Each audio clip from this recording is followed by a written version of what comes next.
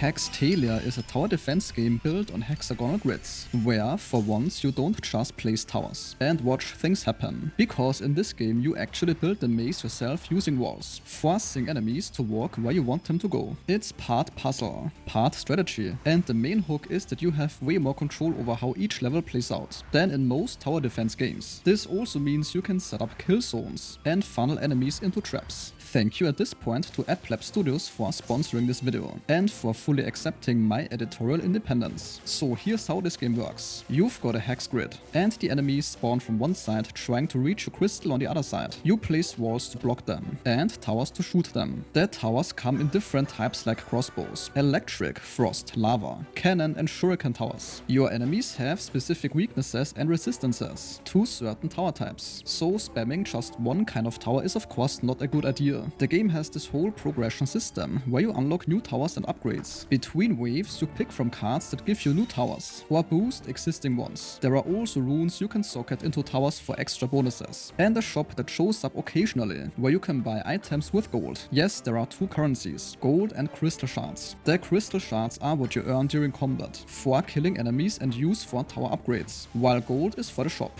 The game also has a targeting system, which means that you can tell each tower whether to shoot the first enemy in line, the last one, the one with the most health, or the one with the least, so you can be strategic here. The difficulty seems pretty high right from the start. Even on the second stage, you might lose some health if you don't know what you're doing. There are these burrowing mole enemies that tunnel underground and can skip huge portions of your maze, which can feel rough and a bit unbalanced when you've spent time building this perfect path, only to watch them ignore most of it. They don't seem to get slowed either, so they just punch through. This is clearly meant to punish you for clustering all your towers in one spot. Another issue ahead is that enemy weaknesses and resistances are not super obvious, unless you click on them and read their stats. In the heat of battle, you might not notice that the wave you just sent is resistant to electric damage, for example, and you have built mostly electric towers, so having some visual indicator would help.